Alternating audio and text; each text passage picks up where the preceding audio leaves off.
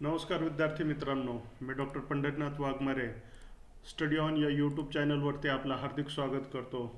बालमानसशास्त्र या सिरीज अंतर्गत आज आपण भाग 3 ही सिरीज पाहणार आहोत. विद्यार्थी मित्रांनो, उद्या आपली टेटची एक्झाम सुरू होत आहे. त्या टेटच्या एक्झामसाठी आपल्याला माझ्याकडनं आणि स्टडी ऑन या यूट्यूब चॅनलकडनं हार्दिक हार्दिक शुभेच्छा. कुठल्याही पद्धतीचं बॉदरेशन, टेन्शन किंवा न घाबरता अगदी संतुलित मनानं आपल्याला ही एक्झाम द्यायची आहे. आपला चांगल्या पद्धतीनं अभ्यास हा झालेला आहे. आमच्या सर्वांकडनं तुम्हाला खूप खूप शुभेच्छा. आणि बालमानसशास्त्राचा भाग क्रमांक 3 या ठिकाणी आपण सुरुवात करूया, कुठलीही वेळ न दवडता. प्रश्न पहिला, अध्ययन ही एक प्रक्रिया आहे. अध्ययन ही एक प्रक्रिया आहे. स्थिर, अस्थिर, कृतिशील आणि कृतिशून्य. तर अध्ययन ही कशी प्रक्रिया आहे? पर्याय क्रमांक 3 बरोबर उत्तर कृतिशील. कृतिशील प्रक्रिया आहे अध्ययन ही एक. त्याच्यानंतर प्रश्न पुढचा, अनुभूतीद्वारा व्यक्तीच्या वर्तनात हळूहळू घडून येणारे बदल म्हणजे शिक्षण, ही व्याख्या कुणी केली? अनुभूतीद्वारा व्यक्तीच्या वर्तनात हळूहळू घडून येणारे बदल म्हणजे शिक्षण, ही व्याख्या कुणी केलेली आहे? स्मिथ यांनी, गिलफोर्ड यांनी, मास्लो यांनी आणि गेट्स यांनी. तर कोणाची व्याख्या ही वरील व्याख्या? पर्याय क्रमांक 2 गिलफोर्ड यांची ही व्याख्या आपल्याला असलेली पाहावयास मिळते. प्रश्न पुढचा, खालील कोणत्या साधनांचा वापर केल्याने मुले बरोबर उत्तरे देतील? दृकसामग्री, श्राव्य सामग्री, दृकश्राव्य सामग्री आणि यापेक्षा वेगळे. बरोबर उत्तर पर्याय क्रमांक 3 दृकश्राव्य सामग्री, म्हणजे ज्यामध्ये ऑडिओ व्हिज्युअल्स एड त्या मुलाला त्या ठिकाणी प्रक्षेपितही केले जातील, म्हणजे त्याच्या डोळ्यानंही दिसतील, दृक असतील ते, आणि श्राव्य म्हणजे कानानं तो ऐकूही शकल. अशा साधनाचा वापर केल्याने मुले बरोबर उत्तरे देतील, असं आपल्याला या ठिकाणी उत्तर क्रमांक पर्याय क्रमांक 3 हे उत्तर या ठिकाणी देता येईल. त्याच्यानंतर प्रश्न क्रमांक 4, दृक साधनाचे महत्त्व. रिकामी जागा वर्गासाठी कमी उपयुक्त वाटते. प्राथमिक वर्गासाठी, माध्यमिक वर्गासाठी, उच्चतर वर्गासाठी आणि वरील सर्व. तर या ठिकाणी बरोबर उत्तर आहे पर्याय क्रमांक 3 उच्चतर वर्गासाठी. हे थोडंसं कमी महत्त्वाचं आपल्याला जाणून येतो. त्याच्यानंतर पुढील प्रश्न, प्रश्न क्रमांक 5, खालीलपैकी कोणते साधन जास्तीत जास्त महत्त्वाचे वाटते? रेडिओ, इंटरनेट, मोबाईल, दूरदर्शन. कुठलं साधन आहे? दूरदर्शन हे सर्वात महत्त्वाचं वाटतं, कारण की सहजगत्या सर्व लोकांपर्यंत ते काय होऊ शकतं? अवेलेबल होऊ शकतं. आणि त्याच्यावर जे कार्यक्रम आहेत ते ऑडिओ व्हिज्युअल स्वरूपामध्ये त्या ठिकाणी दिसले जातात. आणि शैक्षणिकदृष्ट्याही अनेक कार्यक्रम दूरदर्शनवर आयोजित केले जातात. त्याच्यानंतर प्रश्न पुढचा, राष्ट्रीय शैक्षणिक धोरणामध्ये जास्तीत जास्त रिकामी जागा वर भर देण्यात आलेला आहे. कशावरती? खाजगीकरण, व्यावसायीकरण, दोन्हीही, एकही नाही. कशावरती भर दिलेला आहे? व्यावसायीकरणावरती राष्ट्रीय शैक्षणिक धोरणामध्ये भर दिलेला आहे. म्हणून बरोबर उत्तर पर्याय क्रमांक 2 व्यावसायीकरण. प्रश्न पुढचा, कोणत्या प्रकारचे प्रश्न तयार करणे अवघड जातात? एका वाक्यात उत्तरे द्या, किसने किस्से कहा, गाळलेल्या जागा भरा आणि जोड्या लावा. तो कुठले प्रश्न अवघड असतात? एका वाक्यात उत्तरे द्या. बरोबर, नेमकं उत्तर. ऑब्जेक्टिव्ह टाईप क्वेश्चन असतात, म्हणून पर्याय क्रमांक 1 एका वाक्यात उत्तरे या प्रकारचे प्रश्न तयार करणं हे अवघड असतं. त्याच्यानंतर प्रश्न पुढचा, विद्यार्थी मूल्यांकनाची पद्धती अधिक उपयुक्त वाटते? संख्यात्मक पद्धती, गुणात्मक पद्धती, परीक्षा पद्धती आणि अंतर्गत पद्धती. कुठली अधिक पद्धती उपयुक्त वाटते? पर्याय क्रमांक 4 अंतर्गत पद्धती, इंटरनल इव्हॅल्युएशन आपण त्याला म्हणतो. त्यामुळं काय होतं? विद्यार्थ्याचं सातत्यपूर्ण सर्वंकष मूल्यमापन आपण करत असतो, म्हणून अंतर्गत अध्यापन पद्धती ही अधिक उपयुक्त वाटते. यासाठी 8व्या प्रश्नाचं उत्तर पर्याय क्रमांक 4 अंतर्गत पद्धती असं आपल्याला देता येईल. पुढचा प्रश्न, प्राथमिक वर्गावर अध्यापनासाठीची निवड करणे इष्ट वाटते? शिक्षक, शिक्षिका, दोन्हीही, यापैकी नाही. कुठलं उत्तर बरोबर आहे? पर्याय क्रमांक 2 शिक्षिका. का? मुलांना समजून घेतात प्राथमिक स्तरावरती आणि अगदी आईच्या मायानं त्या शिकवत असतात, म्हणून या ठिकाणी बरोबर उत्तर आहे पर्याय क्रमांक 2 शिक्षिका असं आपल्या या ठिकाणी देऊ शकतो.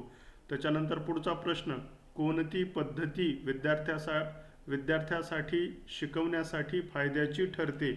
कोणती पद्धती विद्यार्थ्यांना शिकवण्यासाठी फायद्याची ठरते? कृतीशून्य पद्धती, कृतीयुक्त पद्धती, कृतीहीन पद्धती, यापेक्षा वेगळे? कुठली पद्धती? बरोबर उत्तर पर्याय क्रमांक 2 कृतीयुक्त पद्धती असं आपण या ठिकाणी म्हणू शकतो. पुढचा प्रश्न, व्यक्तिमत्व म्हणजे एखादी व्यक्ती व समाज यांचे समायोजन होय असं कोणी म्हटलेलं आहे? रेड रोड, बोरिंग, हल्ल आणि गेट्स. कोणी म्हटलेलं आहे? बोरिंग यांनी पर्याय क्रमांक 2 बरोबर बोरिंग यांनी म्हटलेलं आहे व्यक्तिमत्व म्हणजे एखादी व्यक्ती व समाज यांचे समायोजन होय. बरोबर उत्तर पर्याय क्रमांक 2 बोरिंग. ओके. त्याच्यानंतर पुढला प्रश्न, गार्डनर व मर्फी यांच्या मते व्यक्तिमत्वाची सर्वात महत्त्वाची विशेषता कोणती? लवचिकता आहे, संघटन आहे, विशिष्टता आहे आणि संरचनात्मकता आहे. कुठली आहे व्यक्तिमत्वाची सर्वात महत्त्वाची विशेषता? तर ती आहे पर्याय क्रमांक 3 विशिष्टता. ही सर्वात महत्त्वाची विशेषता आपल्याला व्यक्तिमत्वाची दिसून येते, म्हणून बरोबर उत्तर पर्याय क्रमांक 3. पुढचा प्रश्न, व्यक्तिमत्व उत्तेजना अनुक्रिया सिद्धांत रिकामे जागा यांनी मांडला. कुठला आहे? व्यक्तिमत्व उत्तेजना अनुक्रिया सिद्धांत कॅटेल यांनी मांडला, रॉजर्स यांनी मांडला, ग्रुथी यांनी मांडली, यापेक्षा वेगळे? कोणी मांडलेला आहे? बरोबर उत्तर पर्याय क्रमांक 3 ग्रुथी यांनी व्यक्तिमत्व उत्तेजना अनुक्रिया सिद्धांत हा मांडलेला आहे. नंतर पुढे, व्यक्तिमत्वाचा चारित्र्य याविषयीचा सिद्धांत कोणी मांडलेला आहे? व्यक्तिमत्वाचा चारित्र्य याविषयीचा सिद्धांत कोणी मांडलेला आहे? फ्राइड यांनी, कॅटेल यांनी, रॉजर्स यांनी आणि केम्शर यांनी. कोणी मांडलेला आहे? बरोबर उत्तर पर्याय क्रमांक 2 कॅटेल यांनी हा सिद्धांत मांडलेला आहे. त्याच्यानंतर पुढे, व्यक्तिमत्वाचे प्रकार असणारा सिद्धांत कोणी मांडला? व्यक्तिमत्वाचे प्रकार असणारा सिद्धांत कोणी मांडला? कॅटेल यांनी, फ्राइड यांनी, केम्शर यांनी आणि शेल्डन यांनी. कोणी मांडला? बरोबर उत्तर पर्याय क्रमांक 3 केशमर यांनी हा सिद्धांत मांडलेला आहे. त्याच्यानंतर पुढे, व्यक्तिमत्वाचा क्षेत्रीय सिद्धांत कोणी मांडला? व्यक्तिमत्वाचा क्षेत्रीय सिद्धांत कोणी मांडला? केम्शर यांनी, कर्टलेविन यांनी, ग्रुथी यांनी आणि मर्फी यांनी. तर हा याच्या क्षेत्रीय सिद्धांत जो आहे पर्सनॅलिटी डेव्हलपमेंटचा, त्याचं बरोबर उत्तर आहे पर्याय क्रमांक 2 कर्टलेविन यांनी व्यक्तिमत्वाचा क्षेत्रीय सिद्धांत मांडलेला आपल्याला काय होतं पाहायला मिळतं. त्याच्यानंतर पुढचा प्रश्न, उष्णतेमुळे लोणी पातळ होते तर अंड्यातील बल्क घट्ट होतो हा विचार कोणी मांडला? फ्राइड यांनी, अल्पोर्ट यांनी, मर्फी यांनी आणि शेल्डन यांनी. तर हा जो काही विचार आहे हा अल्पोर्ट यांनी मांडलेला आहे, म्हणून बरोबर उत्तर पर्याय क्रमांक 2 अल्पोर्ट. त्याच्यानंतर पुढचा प्रश्न, कोणत्या मानसशास्त्रज्ञाने स्वभावावर आधारित व्यक्तिमत्वाचे अंग सांगितलेले आहे? युग यांनी, केम्शर यांनी, शेल्डन यांनी आणि अल्पोर्ट यांनी.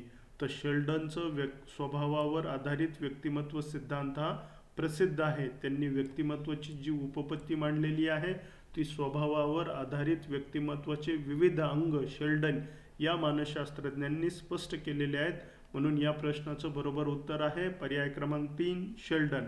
त्याच्यानंतर पुढचा प्रश्न, कोणत्या मानसशास्त्रज्ञाने व्यक्तिमत्वाचे अंतर्मुख व बहिर्मुख असे प्रकार सांगितले? शेल्डन, युंग, केम्शर आणि कॅटेल.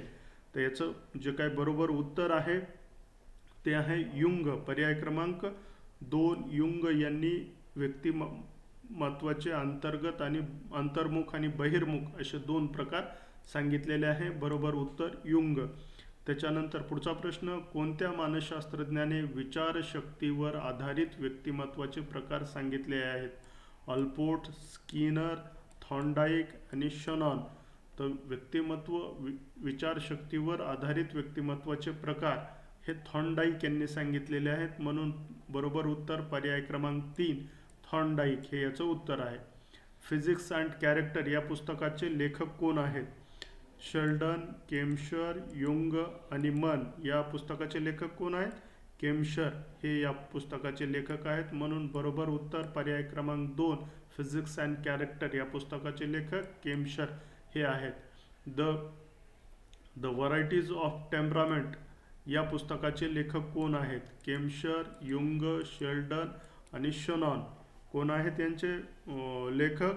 शेल्डन. पर्याय क्रमांक 3 शेल्डन हे या पुस्तकाचे लेखक आहेत. त्यानंतर पुढे कोणत्या मानसशास्त्रज्ञाने मानसशास्त्रीय प्रकार सांगितलेले आहेत? युंग, केमशर, शेल्डन आणि कॅटल. कोणत्या मानसशास्त्रज्ञाने मानसशास्त्रीय प्रकार सांगितलेले आहेत? बरोबर उत्तर पर्याय क्रमांक 1 युंग यांनी मानसशास्त्रीय प्रकार सांगितलेले आहेत. त्याच्यानंतर पुढे व्यक्तिमत्वाच्या प्रकारातील सर्वात महत्त्वाचे मत कोणाचे आहे? केमशर यांचे, शेल्डन यांचे, शनॉन यांचे आणि युंग यांचे. व्यक्तिमत्वाच्या प्रकारातील सर्वात मत हे कोणाचं आहे? युंग यांचं मत. पर्याय क्रमांक 4 बरोबर उत्तर पर्याय क्रमांक 4 युंग यांचं मत आहे. त्याच्यानंतर पुढचा प्रश्न, मानसशास्त्रीय दृष्टिकोनातून सर्वात जास्त व्यक्ती कोणत्या प्रकारात मोडतात? अंतर्मुखी, बहिर्मुखी, उभयमुखी आणि यापेक्षा वेगळे. तर कुठल्या प्रकारात मोडतात सर्वात जास्त व्यक्ती? पर्याय क्रमांक 3 उभयमुखी या प्रकारामध्ये सर्वात जास्त व्यक्ती ह्या मोडत असताना आपल्याला दिसून येतात. त्याच्यानंतर पुढे वैज्ञानिक, दार्शनिक, कवी, कलाकार रिकामी जागा व्यक्तिमत्वात येतात. अंतर्मुखी व्यक्तिमत्वामध्ये, बहिर्मुखी व्यक्तिमत्वामध्ये, उभयमुखी व्यक्तिमत्वामध्ये आणि सर्वच वरील सर्व. त्याचं जे काय बरोबर उत्तर आहे ते म्हणजे अंतर्मुखी व्यक्तिमत्वामध्ये ह्या ज्या काही वरील व्यक्तींचं या ठिकाणी नामाभिमान केलेला आहे त्या येतात. जसं की वैज्ञानिक, दार्शनिक, कवी, कलाकार हे कसे असतात? अंतर्मुखी असतात. ओके. त्यानंतर पुढचा प्रश्न, अनुवंशिकतेची गणना व्यक्तिमत्वाच्या रिकामी जागा भागात केली जाते. बाह्य भागामध्ये, जैविक भागात, दोन्हीही यापेक्षा वेगळे. कुठल्या भागामध्ये केली जाते? बरोबर उत्तर पर्याय क्रमांक 2 जैविक भागामध्ये अनुवंशिकतेची गणना व्यक्तिमत्वाच्या जैविक भागामध्ये केली जाते. पुढचा प्रश्न, स्वभाव ही विशेषतः रिकामी जागा ग्रंथींच्या स्त्रावावर आधारित असते. वक्रस्थ ग्रंथी, गलग्रंथी, मस्तक ग्रंथी आणि जनन ग्रंथी. बरोबर उत्तर आहे पर्याय क्रमांक 2 गलग्रंथी. यावर स्वभाव ही विशेषतः गलग्रंथीच्या स्त्रावावर आधारित असते असं आपल्याला दिसून येतं. व्यक्तिमत्व शिकत असताना आपण हे पाहिलेलं आहे. त्याच्यानंतर पुढे आशावादी व्यक्तिमत्वात कशाची मात्रा जास्त असते? रक्त, वात, कफ आणि पित्त. तर आशावादी व्यक्तिमत्वामध्ये पर्याय क्रमांक 1 रक्त यांची मात्रा ही जास्त असते. म्हणून बरोबर उत्तर काय? पर्याय क्रमांक 1 रक्त. त्याच्यानंतर पुढचा प्रश्न, चिडचिड्या व्यक्तिमत्वात कशाची मात्रा जास्त असते? वात, कफ, पित्त यापैकी नाही. तर याच्यामध्ये कशाची मात्रा जास्त असते? पर्याय क्रमांक 3 पित्त.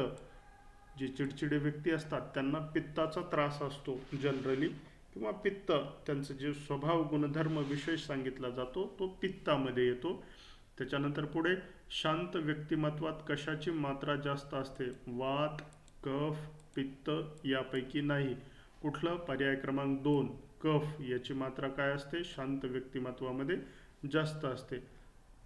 पुढे सामान्य व्यक्तिमत्व परीक्षणाचे सर्वोत्तम साधन कोणते?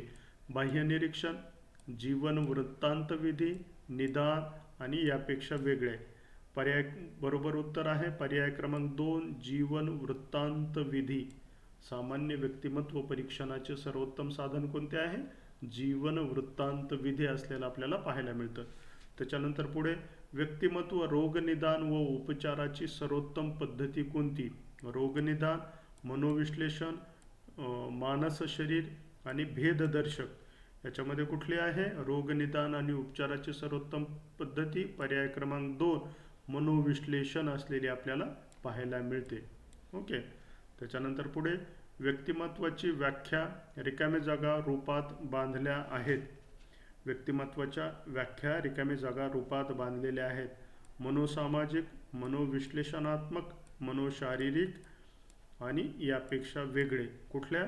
मनोशारीरिक रूपामध्ये बांधल्या गेलेल्या पाहायला मिळतात. म्हणून बरोबर उत्तर पर्याय क्रमांक 3 मनोशारीरिक. पुढे व्यक्तिमत्वाच्या कोणत्या अंगामध्ये अभ्यासासंबंधी जास्तीत जास्त महत्त्व देण्यात आलेले आहे? सामाजिक अंग, व्यावहारिक अंग, भावनिक अंग यापेक्षा वेगळे. कुठल्या अंगाला? व्यावहारिक अंगाला. पर्याय क्रमांक 2, व्यावहारिक अंगाला जास्तीत जास्त महत्त्व हे देण्यात आलेलं आहे. पुढचा प्रश्न, किमशरने व्यक्तिमत्वाला किती भागामध्ये विभागलेले आहे? 2 भागामध्ये, 3 भागामध्ये, 4 भागामध्ये, 6 भागामध्ये? बरोबर उत्तर आहे 3 भागामध्ये किमशरने व्यक्तिमत्वाला विभागलेलं आहे. त्याच्यानंतर पुढे, स्प्रँगटनने व्यक्तिमत्वाला किती भागामध्ये विभागलेले आहे? 2 भाग, 4 भाग, 6 भाग आणि 8 भाग. तर स्प्रँगटनने 6 भागामध्ये, पर्याय क्रमांक 3, 6 भागामध्ये व्यक्तिमत्वाला काय केलेलं आहे? विभागलेलं असलेलं आपल्याला स्प्रँगटनच्या व्यक्तिमत्व उपपत्तीमधनं दिसून येतं. पुढे, व्यक्तिमत्व मापनासाठी प्रभाविता चाचणी सर्वप्रथम कोणी बनवली आहे? स्प्रेंगर, शेल्डन, अल्पोर्ट आणि युंग. काय आहे याचं उत्तर? अल्पोर्ट यांनी व्यक्तिमत्व मापनासाठी प्रभाविता चाचणी सर्वप्रथम बनवली. उत्तर पर्याय क्रमांक 3, अल्पोर्ट.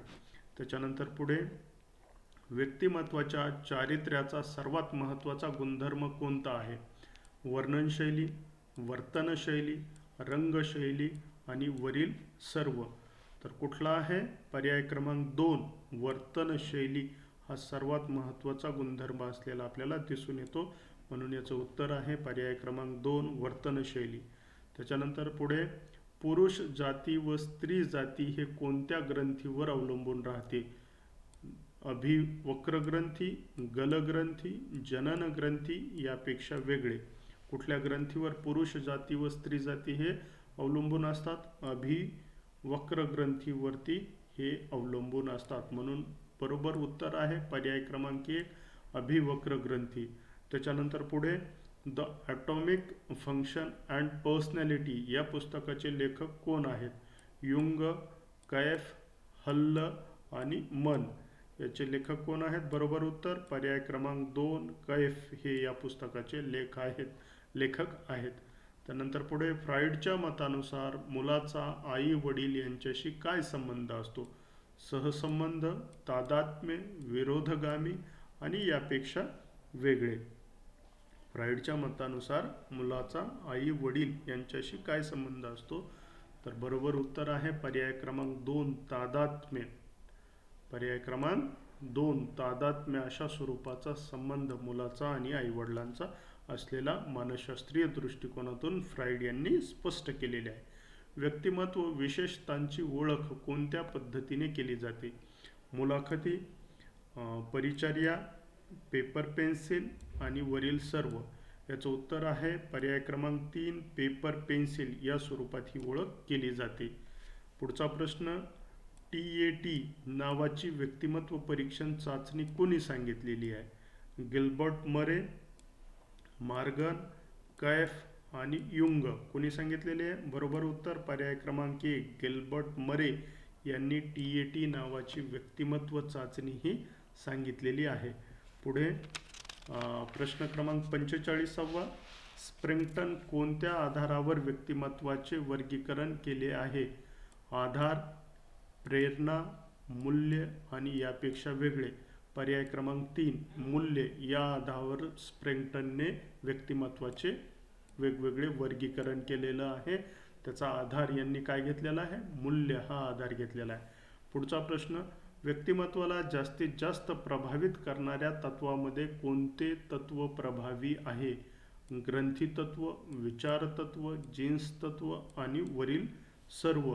त्याच्यामध्ये काय येतात? जीन्स येतात आपल्या. त्याला आपण अनुवंश हा शब्दही वेगवेगळ्या ठिकाणी वापरलेला आहे. म्हणून व्यक्तिमत्वाला जास्तीत जास्त प्रभावित करणाऱ्या तत्वामध्ये जीन्स हे तत्व सर्वात प्रभावी असते. तेच पुढे पुढे त्या बालकामध्ये किंवा अपत्यामध्ये ते दिसून येतात, त्या पद्धतीचे सिम्पटम्स. ओके. त्याच्यानंतर पुढे, मिनेसोटा बहुपक्षीय व्यक्तिमत्व सूची प्रथम कोणी बनवली? मिनेसोटा बहुपक्षीय व्यक्तिमत्व सूची प्रथम कोणी बनवली? कैफ यांनी, रॉजर्स यांनी, हायवे व मॅकनले यांनी आणि यापेक्षा वेगळे. कोणी बनवलेली आहे? पर्याय क्रमांक 3, हायवे व मॅकनले यांनी मिनेसोटा बहुपक्षीय व्यक्तिमत्व सूची ही या ठिकाणी बनवलेली आपल्याला पाहायला मिळते. त्यानंतर माईसले व्यक्तिमत्व सूची MPI कोणी बनवलेली आहे? आईसेल, हायवे, जीन्स आणि कैफ. त्याचं उत्तर आहे पर्याय क्रमांक 1 आईसले यांनी माईसले व्यक्तिमत्व सूची MPI ही बनवलेली आहे. कोणी? आईसले यांनी बनवलेली दिसून येते आपल्याला. त्याच्यानंतर पुढे असामान्य वर्तनाचा अभ्यास मानसशास्त्राच्या कोणत्या शाखेमध्ये केला जातो? कुठल्या मानसशास्त्राचा? असामान्य वर्तनाचा अभ्यास मानसशास्त्राच्या कोणत्या शाखेमध्ये केला जातो? असामान्य मानसशास्त्र, सामान्य मानसशास्त्र, व्यक्तिभेदाचे मानसशास्त्र आणि शैक्षणिक मानसशास्त्र. याच्यातलं बरोबर उत्तर आहे पर्याय क्रमांक 1 असामान्य मानसशास्त्रामध्ये असामान्य वर्तनाचा अभ्यास केला जात असलेला आढळून येतं, म्हणून पर्याय क्रमांक 1 बरोबर. आणि आजच्या या व्हिडिओमधला शेवटचा प्रश्न, मध्यमान रेषेच्या वर येणाऱ्या व्यक्तिमत्वाला कोणत्या वर्गामध्ये गणले जाते? मध्यमान रेषेच्या वर येणाऱ्या व्यक्तिमत्वाला कोणत्या वर्गामध्ये गणले जाते? विकासभिमुख, सामान्य, असामान्य आणि श्रेष्ठ. त्याचं जे काही उत्तर आहे ते पर्याय क्रमांक 4 श्रेष्ठ व्यक्तिमत्वामध्ये गणले जाते. मध्यमान रेषेच्या वर येणाऱ्या व्यक्तिमत्वाला श्रेष्ठ वर्गामध्ये गणले जाते. त्याला आपण काय म्हणतो? सुपिरियर लेवल म्हटले जातो. व्यक्तिमत्वाची IQची श्रेणी पाहत असताना आपण वेगवेगळ्या श्रेणीही पाहिलेल्या आहेत. अशा पद्धतीनं आज आपण आणखीन एक 50 प्रश्न हे बालमानसशास्त्र आणि अध्यापनशास्त्र या विषयावरती विद्यार्थी मित्रांनो पाहिलेले आहेत. नक्कीच असा या ठिकाणी विश्वास करतो की आपल्याला उद्यापासून सुरू होणाऱ्या परीक्षेसाठी हा भाग महत्त्वपूर्ण आहे आणि आपल्याला याचा उपयोग होईल. तरी आपण सर्वांनी हा व्हिडिओ पाहावा, जास्तीत जास्त मित्रांपर्यंत शेअर करावा. आणखीन एक बाब निदर्शनास आलेली आहे विद्यार्थी मित्रांनो की आपण फक्त व्हिडिओ पाहत आहात परंतु सबस्क्राईब आणि लाईक करत नाही आहात. तर कृपया करून एक विनंती आहे आपल्या सर्वांना की व्हिडिओला शेअर करा, लाईक करा आणि प्लीज सबस्क्राईब करा. तोपर्यंत धन्यवाद. आपण या ठिकाणी आज थांबूया.